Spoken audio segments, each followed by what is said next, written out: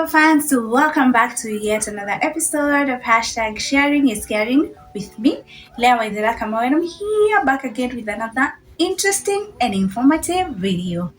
Today's video is all about my first experience with a living-in nanny. And to be honest, it was not one of the best experiences ever because it ended up in me being traumatized. You get to understand how everything unfolded by the end of the video. So stick around and let's do this. I get pregnant, and since I needed to keep on growing my career, definitely I would need a nanny at some point.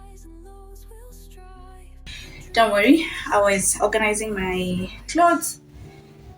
It's that time of the year. It's when we give our nannies break and we get hands-on. I had decided I'll only get a nanny when I really need one. I carried my pregnancy, but my parents were not okay with me now being all by myself. I'm almost due. My mom decided to look for one. And she was like, for you to continue being comfortable in your own space, she will not be a living-in nanny. She will be coming and she will be a temporary nanny for around 2 weeks. And thereafter, I'll be there for you. Because my mom is also a career woman. And her being a teacher, they were almost taking a break for the December holidays. She hired one. And the only work she was expected to do was just to come check up on me. If I need anything, if I need help, she comes through, be there with me during the delivery process, and thereafter take care of me for maybe a couple of days until my mom is available.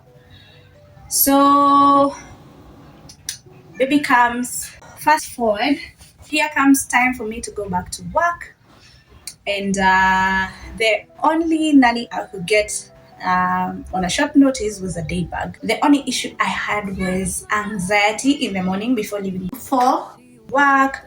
Will she be able to come on time? Will she even come? So out of that, I decided I think I need a living-in nanny. And now this is where we hired a living-in nanny. And of course, this is how we do it here, most of us in Kenya. You call back in the village, you ask if there is someone available. My mom organized for me one. The day came for her to come to my place. I didn't send transport like many do. What I did, I asked my brother to bring her all the way to Nakuru town from now our place in Molo. Then I pick her from Nakuru to Olkalau. And at this point is where we get our first red flag. The mom had an issue with my brother bringing her over from Molo to my place. So she asked whether my partner is always in Olkalau. I didn't find that question necessary. She agreed she will not be waking up very early in the morning and she only wake up when the baby wakes up. There was no need of her waking up early because it was just me preparing myself for work. So for a stay, there were some few things I realized. But later on, I realized they were red flags. The first thing was there was a lot of food aversions. She would pick this over this. Sometimes she would say she's not even having a meal when you're about to have a meal. She would always say, I had eaten or I will eat later. But it got to a point where I asked her to be putting the food on the dining table other than serving from the kitchen so that I can be able to tell if whether she's eating or not, because it was getting out of hand. Every time you tell someone to eat, I had eaten. Every time you tell them to eat, I will eat later. So on this day, my sister called me and she told me there was something she needed me to assist her with. She had a challenge at her workplace. And the challenge was bringing her over from Nakuru to Olkalau. And so she requested me to request for a day off at my workplace so that I can be able to take her for her errands. I proposed for a later day so that I would pick 3 days off continuously. We agreed, and that was the plan. So the day came, and I wake up early in the morning as usual, because when you're used to waking up early, you just find yourself waking up early. She was to get to Alcalao at around 10 a.m. So here I wake up very early at around 6 as usual. I prepare breakfast for my nanny and that of my baby, and anything that my baby might need through the course of the day. Pump milk, prepare some food for her. So I finish up with their breakfast, and then I warm mine, taking leftovers from the previous night. And just when I was about to dig in, the baby cried. And we had agreed with my nanny, the moment you hear the baby, now you just have to wake up. Your day begins. So she had the baby, and she had to go pick the baby from my room. So she woke up, and when she got to my room, so I thought I had a sound that sounded like our bathroom door. So I was like, I think she has decided to go to the bathroom first.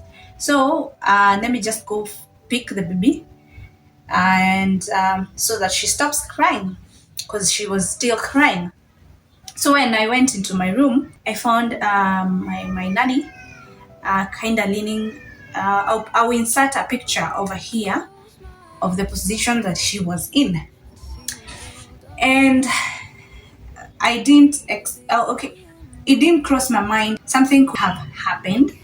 I just thought maybe she has decided to extend some little more sleep, because she saw me on the dining seated while she was going to pick the baby.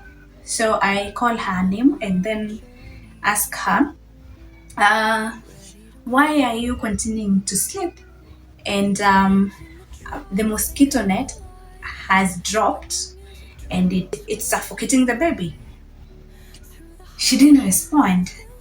So this is what happened. When she came to pick the baby, she lost consciousness, and when she was falling, she went down with the mosquito net, and the sound that I had was one side of the mosquito net hitting the ceiling. I was like, she has not responded. This is so unlike her. Changed the position that she was in. She was trying to respond, and in the process, she fell on her back now.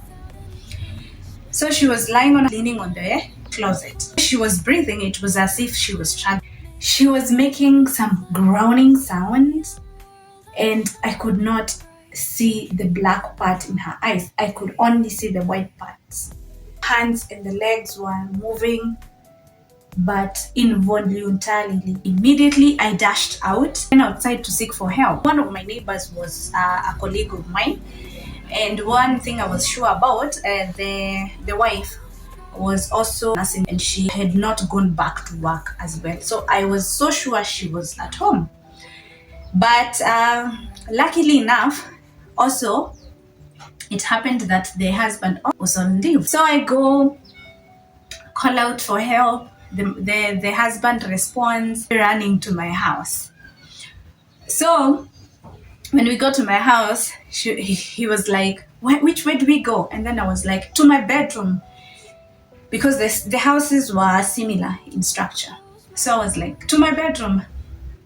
So he came, and when we got into my room, we first moved her, put her in a more comfortable position so that she can be able at least to breathe. And when we were trying to move her from the floor, we realized there was a lot of blood behind her, and we could not see where it was oozing from. We took her into the living room, and then we got her lying in a lying position with the kind of blood oozing. And being that she's unconscious, then we didn't have time. So he was like, let me go call my wife.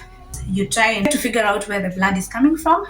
And I phoned the cab driver, and then he was like, I'll be there in 15 minutes. Michael was like, 15 minutes, it's a lot of time. Let me do this, go outside, try to get a motorbike. We realized the blood was coming from down there.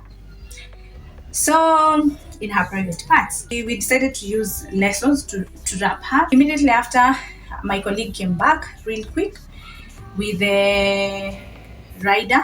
I handed over the baby. My wife and I followed them using another motorbike. So when I got to the hospital, they were already being assisted.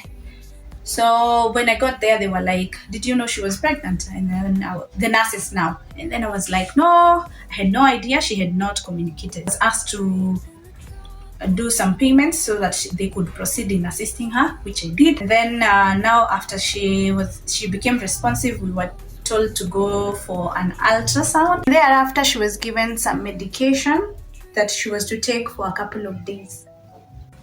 So out of that, what I was able to learn is, once you're hiring someone or bringing someone into your home, please consider a medical checkup and also a medical insurance. Thank you for supporting this channel by clicking to watch.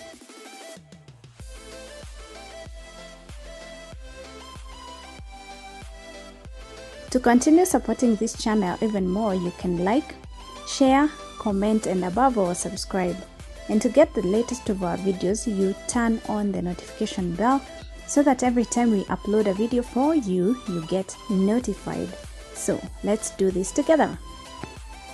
To subscribe, click subscribe just below the video on your right, written in red. It will change from red to gray and indicate subscribed.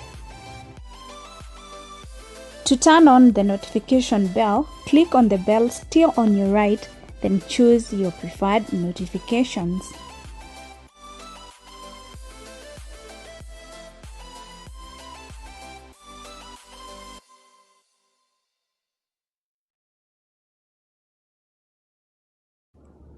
To comment, click on the part written comments. To like the video, click on such a sign just below the video.